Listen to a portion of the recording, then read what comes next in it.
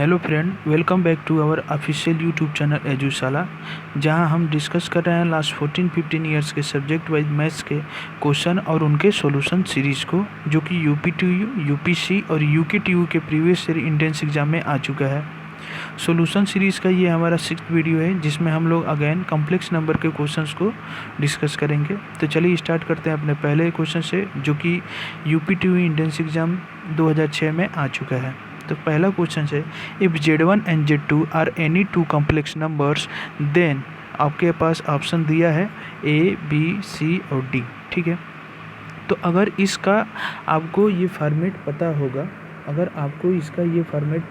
तो आप इस क्वेश्चन को इजीली आंसर करके आ सकते थे। ठीक है, तो बेसिकली ये जो फॉर्मेट है हमारा, ये जो पूरा फॉर्मेट है, ये आता कहाँ से है, पहले उसको हम लोग डिस्कस कर लेते हैं। ठीक है, तो आपने लोअर क्लासेस में ट्रायंगल इनइक्वालिटीज़ के बारे में पढ़ा होगा। लोअर क्लासेस में आप ट्रायंगल इनइक्वालिटीज़ के बारे में पढ़े होंगे, जिसमें ये है कि किसी भी ट्रायंगल में अगर कोई मान लीजिए ये ट्रायंगल है, तो किसी भी ट्रायंगल में जो सम होता है दो साइड्स का, वो थर्ड साइड से हमेशा ज़्यादा आता है। यानी किसी भी ट्रायंगल में दो साइड्स का जो सम होता है वो always greater than third side आता है, और जो दो साइड्स का डिफरेंस होता है वो ऑलवेज थर्ड साइड से कम आता है। ठीक है, तो इन कॉम्प्लेक्स नंबर में, अगर कॉम्प्लेक्स नंबर की बात करें तो ट्रायंगल इनइक्वालिटीज़ का फॉर्मेट हमारा कुछ ऐसा आता है। ठीक है, इसको डिस्कस करने से पहले हम लोग कुछ बेसिक चीज़ें देख लेते हैं। ठीक, तो parallelogram law of vector addition के बारे में हमने पढ़ा है। ठीक है, तो आपने देखा होगा उसमें कि मान लीजिए हमारे पास एक पॉइंट है A। ठीक है, एक पॉइंट A है जिसका पॉइंट क्या है x1 y1, दूसरा हमारे पास पॉइंट B है जो कि x2 y2 है। ठीक है, अगर हम इसको पोजीशन वेक्टर के फॉर्म में लिखें तो कैसे लिखेंगे, वेक्टर A बराबर क्या हो जाएगा, x1 unit vector I plus y1 unit vector J। Similarly अगर हम B पॉइंट को लिखें, उसके पोजीशन वेक्टर के टर्म्स में लिखें तो क्या लिखेंगे, x2 unit vector I plus y2 unit vector J। अगर इनको हम सम निकालें तो हमारे पास क्या आता है, पैरेललोग्राम लॉ में हमारे पास एक आता है इसका रिजल्टेंट, जो कि वेक्टर A और वेक्टर B का सम होता है। ठीक है, जब हम जोड़ेंगे तो हमारे पास क्या आएगा x1 plus x2 unit vector I plus y1 plus y2 unit vector J। Similarly अगर हम किसी भी कॉम्प्लेक्स नंबर को ऐड करते हैं, दो कॉम्प्लेक्स नंबर को ऐड करते हैं, तो हमारे पास ऐसा ही कुछ सिमिलर पैटर्न देखने को मिलता है। जैसे मान लीजिए किसी आर्गन प्लेन में हमारे पास Z1 पॉइंट है और एक Z2 पॉइंट है। ठीक है, अगर हम Z1 Z2 को ऐड करेंगे तो क्या आएगा, अब Z1 का जो पॉइंट है वो क्या है, x1 plus iota y1, Z2 जो पॉइंट है वो x2 y2 आयोटा। ठीक है, तो यहाँ पे क्या हो जाएगा, x1 plus x2, real number को रियल नंबर में जोड़ते हैं और इमेजिनरी नंबर को हम इमेजिनरी नंबर में जोड़ते हैं। तो आप देख सकते हैं कि जो वेक्टर एडिशन है और जो कॉम्प्लेक्स नंबर का एडिशन है वो लगभग सिमिलर पैटर्न होता है उसमें। ठीक है, इसमें भी आप देखेंगे तो यहाँ पे यूनिट वेक्टर I के जो यूनिट वेक्टर I को हम यूनिट वेक्टर I के साथ ऐड करते हैं और यूनिट वेक्टर J को हम यूनिट वेक्टर J के साथ ऐड करते हैं। सिमिलरली हम कॉम्प्लेक्स नंबर में देखें तो कॉम्प्लेक्स नंबर में क्या है, रियल नंबर को हम रियल नंबर में ऐड करते हैं और इमेजिनरी नंबर को हम इमेजिनरी नंबर के साथ ऐड करते हैं। ठीक है, अब यहाँ पे देख लीजिए, इस आर्गन प्लेन में अगर हम O पॉइंट मान लें, इसको A पॉइंट मान लें और इसको हम मान लेते हैं कि हमारा पॉइंट B है, तो इस OAB एक क्या बना रहा है, हमारे पास एक ट्रायंगल बना रहे हैं। एक चीज़ और, ये OA क्या है, एक लेंथ है। अब इसको हम इस लेंथ को कैसे लिखेंगे, यहाँ पे ये हो जाएगा हमारे पास मॉड Z1 हो जाएगा। सिमिलरली अगर O और इसको हम मान लेते हैं D है, तो OD को हम कैसे लिखेंगे, मॉड ऑफ Z2 लिखेंगे। ये मॉड क्या देता है, हमारा ओरिजिन से कितना लेंथ होगा वो देता है। ठीक है, तो ये मॉड Z1 हो गया, मॉड Z2 है। अगर ये हमारा पैरेललोग्राम है तो पैरेललोग्राम लॉ में हम क्या पढ़े हैं कि जो अपोजिट साइड्स क्या होते हैं, इक्वल होते हैं और पैरेलल होते हैं। अपोजिट साइड्स क्या होते हैं, इक्वल होते हैं और पैरेलल होते हैं। ठीक है, तो यहाँ पे देखेंगे ये साइड क्या होगा, इसके बराबर होगा, और ये वाला जो साइड होगा इसके अपोजिट साइड इसके बराबर होगा। ओके, तो अगर मैं इसको लिखता हूँ मॉड ऑफ Z1, तो हमारा ऊपर वाला क्या होगा, ये मॉड ऑफ Z1 हो जाएगा। सिमिलरली ये हमारा अगर मॉड Z2 है तो ये अपोजिट साइड क्या हो जाएगा, मॉड Z2 हो जाएगा। ठीक है, अब ये हमारा O है, ये पॉइंट A है और ये पॉइंट हमारा क्या है, B है। तो OAB क्या बना रहा है, एक ट्रायंगल बना रहा है। ठीक है, तो इसमें हम क्या कर सकते हैं कि जो लेंथ है मॉड Z1 और जो लेंथ है मॉड Z2, ये जो नया पॉइंट हमको मिल रहा है Z1 और Z2 को जोड़ने के बाद, ये हमारा जो Z1 प्लस Z2 है ये पॉइंट B है। तो इसकी लेंथ की बात करें तो इसकी लेंथ क्या हो जाएगी, OB की लेंथ हो जाएगी mod of Z1 plus Z2 हो जाएगा। ठीक है, तो यहाँ पे हम क्या कर सकते हैं कि जो OA लेंथ है प्लस AB लेंथ है, ये हमारा AB है, ये OA लेंथ जो है और ये AB लेंथ है, इसका दोनों का सम इस थर्ड साइड यानी OB से क्या आएगा, ज़्यादा आएगा। ठीक है, तो OB लेंथ क्या है हमारा, Z1 प्लस Z2 का मॉड है। ठीक है, ये हमेशा किससे कम होगा, mod of Z1 plus mod of Z2 से कम आएगा। ठीक है, सिमिलरली इस ट्रायंगल में हम बात करें तो क्या होगा, अगर इसका हम डिफरेंस निकालें, मॉड ऑफ Z1 और मॉड ऑफ Z2 का डिफरेंस यहाँ पे निकालें, तो इसका जो लेंथ होगा वो ऑलवेज क्या होगा, थर्ड साइड से कम होगा। यही तो हम ट्रायंगल इनइक्वालिटीज़ की बात कर रहे हैं, तो यही तो होता है ट्रायंगल इनइक्वालिटीज़ में। ठीक है, तो यहाँ तक तो ठीक है। यहाँ पे ये क्या होगा, तब इसका लेंथ जो होगा इससे कम होगा और इससे क्या होगा, हमेशा ज़्यादा होगा। अब यहाँ पे देखिए, यहाँ पे हमें इक्वालिटी का भी साइन मिला हुआ है, तो इस इक्वालिटी का सिग्निफिकेंस क्या है। ठीक है, तो अगर 3 पॉइंट, यानी यहाँ पे हमारा पॉइंट ये क्या है, ओरिजिन है और ये हमारा Z1 है, सिमिलरली हमारा क्या है, Z1 प्लस Z2 है। अगर ये तीनों पॉइंट एक लाइन में हो, या कह सकते हैं आप कि कोलिनियर हो, इस कंडीशन में अगर तीनों पॉइंट अगर कोलिनियर होगा, इस कंडीशन में हमारा इक्वालिटी का साइन आ जाता है। कब आता है कि जब हमारा ओरिजिन Z1 और Z2 तीनों एक लाइन में होंगे, तो उस कंडीशन में हम इक्वालिटी का साइन होल्ड कर सकते हैं। हो सकता है हमारा क्या हो, मान लीजिए हमारे आर्गेंट प्लेन है, तो हो सकता है हमारे ये पॉइंट क्या हो, Z1 हो, सिमिलरली ये पॉइंट क्या हो, हमारा Z2 है। तो इस कंडीशन में अगर तीनों पॉइंट एक ही लाइन में आएंगे तो वहाँ पे हम इक्वलिटी साइन का भी यूज कर सकते हैं। ये भी कंडीशन हमारे पास बन सकता है। ठीक है, ओके। तो यहाँ देखिए, ये तो हो गया एडिशन का रिजल्टेंट, यानी जब दो वेक्टर को ऐड करेंगे, ये Z1 हो गया और ये Z2, जब ऐड करेंगे तो हमारे पास रिजल्टेंट Z1 प्लस Z2 मिलेगा। ठीक है, सिमिलरली अगर दो कम्प्लेक्स नंबर का हम डिफरेंस निकालते हैं, मान लीजिए हमारा Z1 है और ये हमारा Z2 है, तो इसका डिफरेंस का जो रिजल्टेंट होता है वो हमारा क्या आएगा, यहाँ पे आएगा। क्या आएगा, यहाँ पे आएगा। अब यहाँ पे भी हम मान लें कि ये पॉइंट O है, ये पॉइंट A है हमारा, और ये पॉइंट क्या है, B है। तो यहाँ पे अगेन क्या बन रहा है, एक ट्रायंगल बन रहा है। तो अगर ये थर्ड साइड मान लें कि हमारा थर्ड साइड क्या है, AB है, तो ये जो थर्ड साइड होगा वो बाकी के दो जो साइड हैं, यानी Z1 मॉड ऑफ Z1 और मॉड ऑफ Z2, इनसे क्या होगा, हमेशा कम आएगा। यानी जो mod of Z1 minus Z2 है, ठीक है, जो कि दो कम्प्लेक्स वेक्टर का डिफरेंस है, इनका जो डिफरेंस होगा वो ऑलवेज जो अदर दो साइड हैं उनके सम से कम आएगा। सिमिलरली इनके डिफरेंस से क्या आएगा, ज़्यादा आएगा। अब यहाँ पे जो इक्वालिटी का साइन है, अगेन अगर 3 पॉइंट कोलिनियर है, एक लाइन में लाई करते हैं, तो हमारा इक्वालिटी का साइन भी वहाँ पे होल्ड करता है।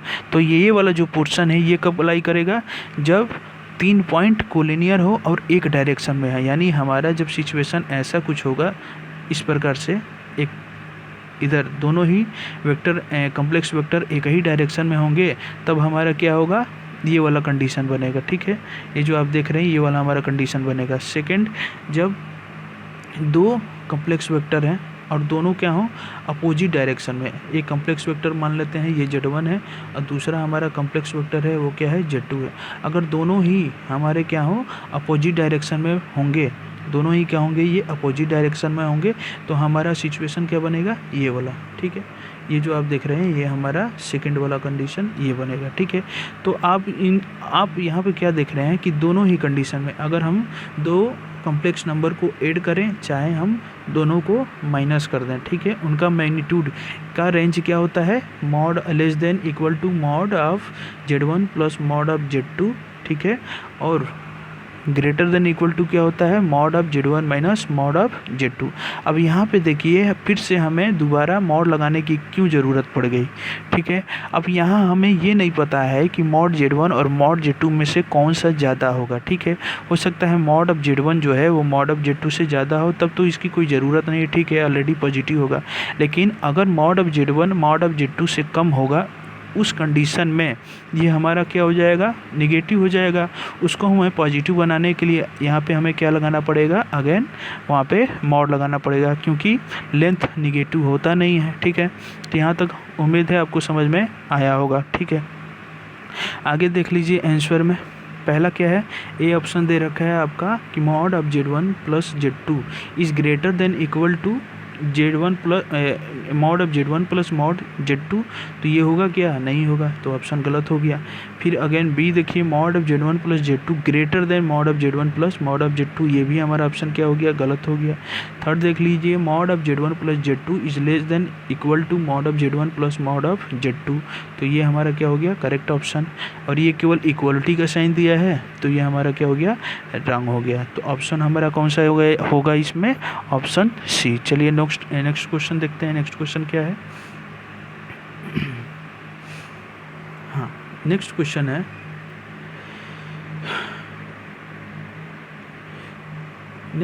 है, ये यूपी2 एंट्रेंस एग्जाम 2009 में आ चुका है। तो नेक्स्ट क्वेश्चन दिया है इसमें कि the point 0 2 + 3 iota -2 iota in the Argand plane are the vertices of, ठीक है। तो ये आर्गेन प्लेन में है और ये आर्गेन प्लेन में किसका वर्टिसेस है हमको बताना है। तो पहले हम कुछ थ्योरी डिस्कस कर लेते हैं, इससे रिलेटेड कुछ पैरेललोग्राम लॉ से हम रिलेटेड कुछ चीज़ें हम लोग डिस्कस कर लेते हैं। देखिए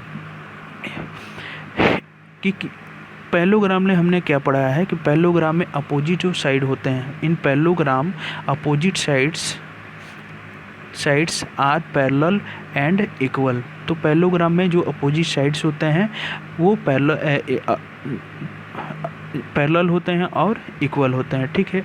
अगर वो रेगुलर पॉइंट होगा तो मान लीजिए हमारा ये Z1 है A, Z2 है B और C जो पॉइंट है वो Z3 और D पॉइंट क्या है Z4 है, और ये क्या है, रेगुलर है। ये जो आप देख रहे हैं एरो का साइन, ये क्या है, रेगुलर है, ठीक है।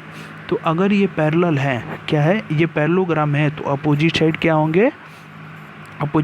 होंगे, पैरेलल होंगे और इक्वल होंगे। तो यहाँ पे मैं लिख सकता हूँ कि जो AB वेक्टर है वो किसके बराबर हो जाएगा, DC वेक्टर के बराबर, ठीक है। वो किसके बराबर हो जाएगा, DC वेक्टर के बराबर।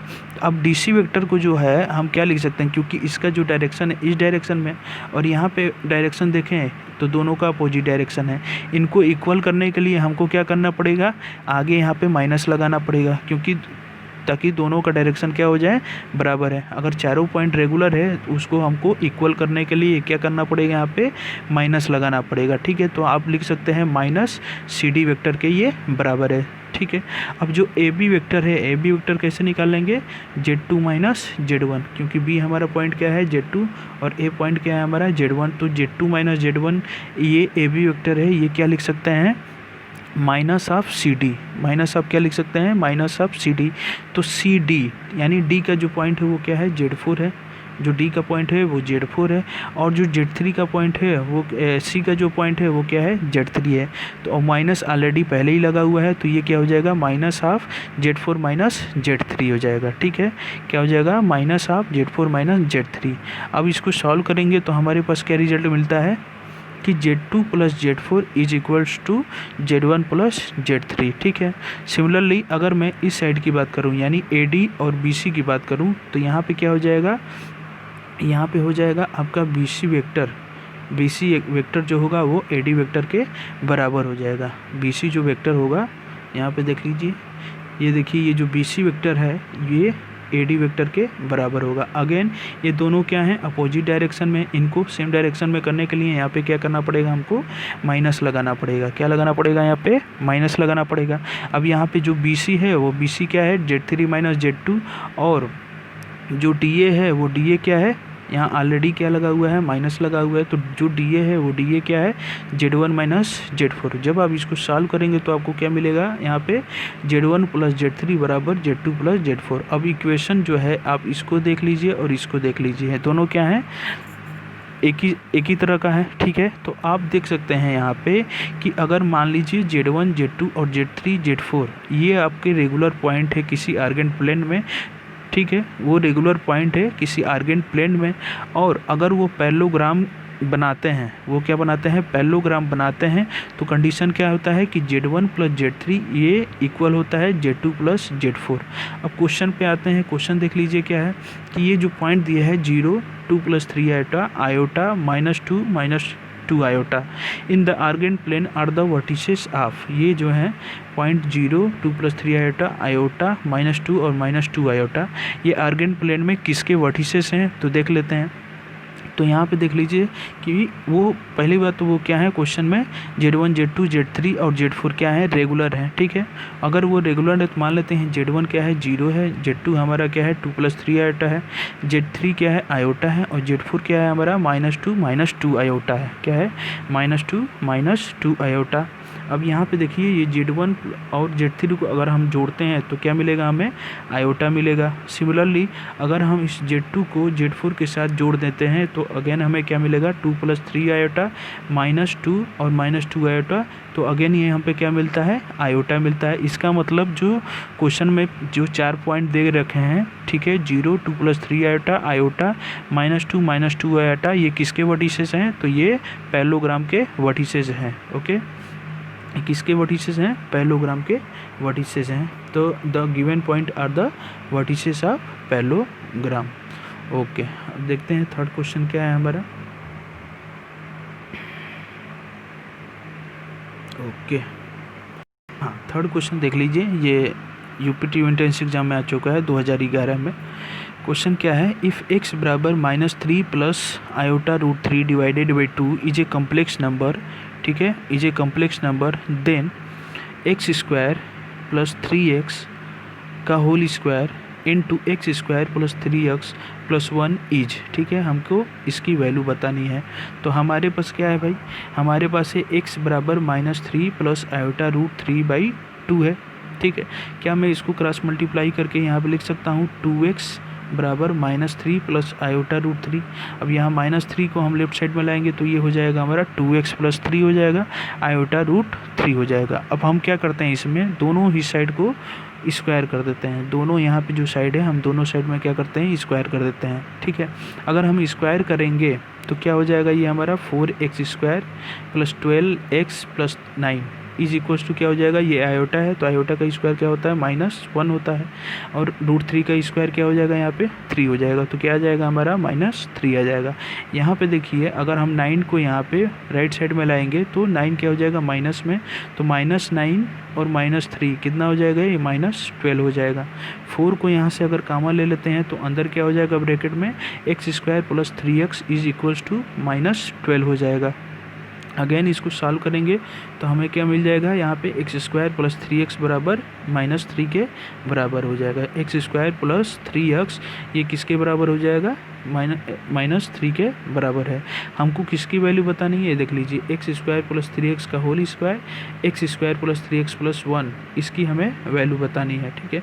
तो अब जो यहाँ से हम सोल्यूशन निकाले हैं कि जो x² प्लस 3x है वो किसके बराबर है, -3 के बराबर है। अब इसको हम क्या करते हैं, यहाँ पे पुट कर देते हैं, ठीक है। x² प्लस 3x की जगह हम -3 यहाँ पे पुट कर देते हैं, तो जब यहाँ पे -3 रखेंगे तो ये क्या हो जाएगा, -3 का होल स्क्वायर हो जाएगा। अगेन यहाँ पे x² प्लस 3x की वैल्यू -3 रख देंगे और +1 है ही यहाँ पे, तो -3 का स्क्वायर क्या आ जाएगा, 9 हो जाएगा, और -3 प्लस 1 क्या हो जाएगा, यहाँ पे -2 हो जाएगा। क्या हो जाएगा, ये -2।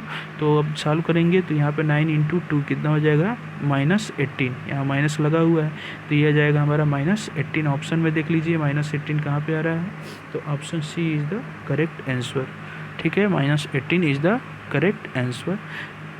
नेक्स्ट क्वेश्चन देखते हैं, नेक्स्ट क्वेश्चन क्या है।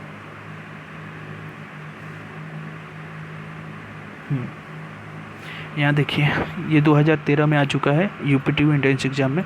क्वेश्चन क्या है, the value of expression value of expression 1 into bracket में 2 माइनस डब्लू, फिर ब्रैकेट में 2 माइनस डब्लू स्क्वायर, फिर क्या है यहाँ पे 2 into 3 minus W into 3 minus W का होल स्क्वायर। और ये कहाँ तक गया है, n-1 टर्म तक गया है। कहाँ तक गया है, आप यहाँ थोड़ा कंफ्यूज मत होइएगा, ये कहाँ कितने टर्म तक है, n-1 टर्म तक है, क्योंकि यहाँ पे देख लीजिए ये 2 से स्टार्ट हुआ है और यहाँ पे देखिए यहाँ कहाँ ख़त्म हुआ है, यहाँ पे देख लीजिए n-1 टर्म तक गया है। ठीक है, तो ये ओवरऑल जो टर्म देख रहे हैं ये कितने टर्म है, n-1 टर्म है। ठीक है, अब आगे क्या है, where w is an imaginary cube root of unity. क्या है ये, w क्या है आपका, imaginary cube root of unity है। तो हमको बताना है इस एक्सप्रेशन का वैल्यू क्या होगा। ठीक है, इस पूरे एक्सप्रेशन का हमें वैल्यू बताना है। ओके, चलिए सॉल्व कर। हाँ देखिए, अगर हम पहले टर्म को सॉल्व करते हैं तो हमको क्या मिलता है देख लेते हैं।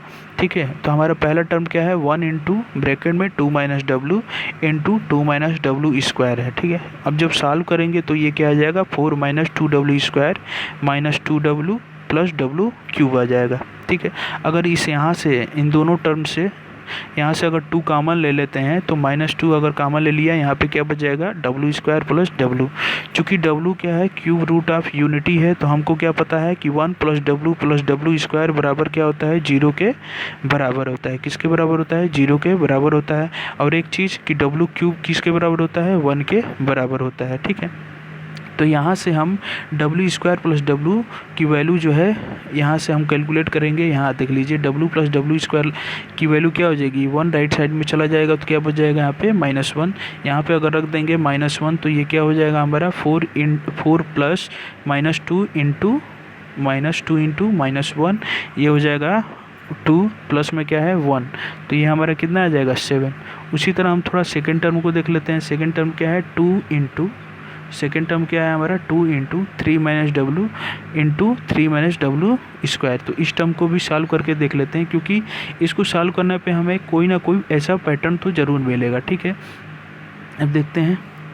हाँ, ये जो सेकेंड टर्म है इसको सॉल्व करेंगे तो क्या मिलेगा हमें, 2 इंटू ब्रैकेट में 9 minus 3 W square minus 3 W plus W cube. तो डब्लू क्यूब की वैल्यू क्या हो जाएगी, यहाँ पे 1 हो जाएगा। यहाँ से अगर हम 3 कॉमन ले लें, दोनों ही तरफ से हम 3 कॉमन ले लें तो ये हो जाएगा हमारा -3, अंदर क्या बच जाएगा W square plus W. Again W square plus W की वैल्यू क्या होगी, -1 के बराबर होगा। ठीक है, तो -3 इंटू -1 ये क्या हो जाएगा, +3 हो जाएगा।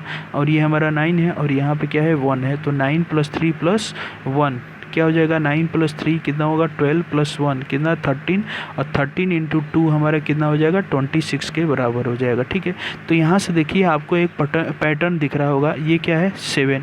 तो क्या मैं 7 को लिख सकता हूँ कि ये 2 क्यूब -2 है। उसी तरह अगर 26 की बात करूँ तो 26 को मैं लिख सकता हूँ 3 क्यूब -3। ठीक है, तो हमारा थर्ड जो 26 है वो 3 क्यूब -1 लिख सकते हैं। सॉरी, यहाँ एक गलती हो गई। हाँ देखिए, यहाँ पे जो 7 है उसको हम लिख सकते हैं 2 क्यूब -1, और जो 26 है उसको लिख सकते हैं हम 3 क्यूब -1। कितना लिख सकते हैं हम, 3 क्यूब -1। यहाँ पे देख लीजिए लिखा हुआ है, 7 को हम लिख सकते हैं 2 क्यूब -1 और 26 को 3 क्यूब -1। सिमिलरली अगर आप देखें तो फोर्थ जो टर्म होगा, ठीक है, थर्ड जो टर्म होगा इस सीरीज़ में जो क्वेश्चन में दिया है वो क्या हो जाएगा, 4 क्यूब -1, और ऐसे ही फोर्थ जो टर्म होगा वो 5 क्यूब -1 हो जाएगा। ठीक है, और ये कहाँ तक जाएगा, अप टू n-1 टर्म तक जाएगा। एक चीज़ यहाँ पे देखिए, हमने ऊपर बताया था कितने टर्म है, n-1 टर्म है। इसको n टर्म बनाने के लिए क्या मैं यहाँ पे 1 क्यूब -1 लिख सकता हूँ क्या? यहाँ पे अगर 1 क्यूब -1 लिखता हूँ तो ये क्या हो जाएगा 0, तो कोई दिक्कत नहीं है, यहाँ पे हम लिख सकते हैं यहाँ पे 1 क्यूब -1। ठीक है, अब ये जो है टोटल हमारा कितना टर्म हो जाएगा, n टर्म तक हो जाएगा। कितना टर्म हो जाएगा, ये n टर्म तक हो जाएगा। और सब में क्या चीज़ें हैं, -1 और -1 कहाँ तक जाएगा, ये n टर्म जाएगा। तो n टर्म तक अगर 1 को हम ऐड करेंगे, n टर्म तक अगर हम 1 को ऐड करेंगे तो क्या मिलेगा हमें, n मिलेगा ना। ठीक है, तो यहाँ पे देखिए अगर n टर्म तक हम 1 को ऐड करेंगे तो हमें क्या मिल जाएगा, n मिल जाएगा। अब यहाँ पे देखिए ये पहला क्या है, 1 क्यूब है, यहाँ 2 क्यूब है, 3 क्यूब है, और कहाँ तक जाएगा, ये n टर्म तक जाएगा। ऐसे ही 1 क्यूब, 2 क्यूब, 3 क्यूब, ऐसे कहाँ तक जाएगा, ये n टर्म तक जाएगा। ठीक है, तो यहाँ पे क्या हो जाएगा, 1 cube plus 3 cube plus dot dot dot plus क्या आ जाएगा, n क्यूब तक आएगा। और माइनस में सब क्या सारे टर्म में -1 होगा, तो ये हमारा यहाँ n टर्म तक ये हो गया। तो इसका जो सम होगा वो n आ गया हमारा। और cube sum of the cube of n natural number क्या होता है ये, यानी कि n नेचुरल नंबर का अगर मतलब cube of n natural number निकालते हैं तो उसका सम क्या होता है हमारा, n into n plus 1 divided by 2 का होल स्क्वायर। क्या होता है, n into n plus 1 divided by 2 का होल स्क्वायर। और यहाँ पे क्या है हमारा, n तो है ही, तो यहाँ पे क्या लग जाएगा हमारा, -n लग जाएगा। तो ये हमारा इस क्वेश्चन का आंसर हो जाएगा। क्या हो जाएगा ये, n into n plus 1 divided by 2 का होल स्क्वायर। तो ये क्या होता है, ये जो टर्म है केवल ये होता है हमारा n नेचुरल नंबर का अगर क्यूब होगा तो उसका सम क्या होता है, n into n plus 1 divided by 2 का होल स्क्वायर। तो ऑप्शन में हमारा देख लीजिए कौन सा सही हो जाएगा। क्या आ जाएगा, यहाँ पे देखिए n into n plus 1 divided by 2 का होल स्क्वायर आ रहा है केवल, तो ये गलत हो गया। यहाँ पे देख लीजिए n into n plus 1 divided by 2 का होल स्क्वायर माइनस n। तो ऑप्शन हमारा क्या हो जाएगा, ये B, option B is the correct answer. चलिए 5th क्वेश्चन देख लेते हैं। 5th क्वेश्चन क्या है,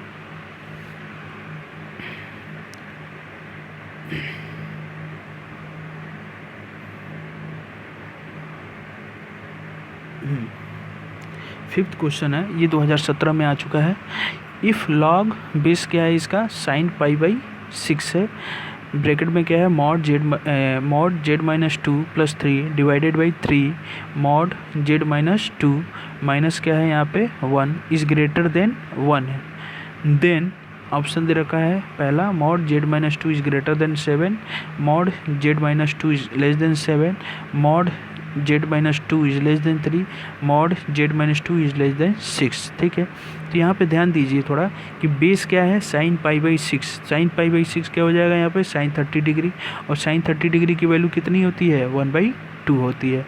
और हमारे पास क्या हो जाएगा ये, अब लॉग बेस, और ये हमारा होल टर्म हो जाएगा, ये जो पूरा ऊपर वाला जो टर्म दिया ये हो जाएगा, इज़ ग्रेटर देन क्या है 1 है। तो अगर ये बेस 1 से कम होता है, अगर ये बेस 1 से कम होता है तो ये इक्वालिटी, जो इनइक्वालिटी की जो साइन है वो क्या होती है, चेंज हो जाती है, अपोजिट हो जाता है। ठीक है, तो ये अगर यहाँ पे ग्रेटर देन का साइन है तो यहाँ पे क्या हो जाएगा, लेस देन का साइन हो जाएगा। ठीक है, तो यहाँ पे क्या है हमारा बेस क्या है, 1/2 है, तो 1/2 को अगर राइट साइड में ले जाएंगे तो ये क्या हो जाएगा, 1/2 की पावर 1 हो जाएगा। ये क्या हो जाएगा, 1/2 की पावर 1 हो जाएगा। ठीक है, अब हम क्या करते हैं कि इस 2 को ऊपर वाले क्रॉस मल्टीप्लिकेशन करते हैं, इस 2 को हम ऊपर वाले टर्म से मल्टीप्लाई कर देते हैं, और ये जो नीचे वाला टर्म है इसको हम 1 से मल्टीप्लाई कर देते हैं। तो ये हमारा जो आ जाएगा 2 into mod of z minus 2 into mod of z minus 2 plus ये हो जाएगा 2 इंटू 3 6। ठीक, लेस देन ये वाला आपका राइट साइड में जाएगा इधर, तो क्या हो जाएगा 3 mod of z minus 2 minus क्या आ जाएगा 1। अब ये जो टर्म है ये क्या है, -1 है, तो -1 को हम लोग इधर लेफ्ट साइड में लाएंगे तो क्या हो जाएगा, ये 6 है, और -1 इधर आएगा तो प्लस में हो जाएगा, यानी यहाँ पे क्या आ जाएगा 7।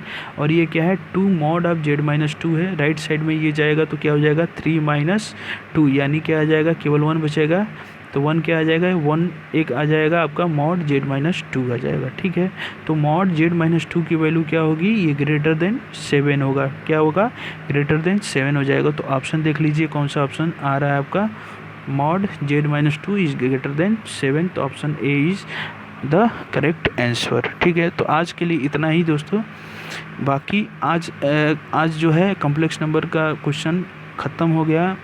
अदर वीडियो में जो नेक्स्ट हमारा वीडियो आएगा वो अदर सब्जेक्ट से आएगा। ठीक है, तो thank you very much for watching this video, thank you.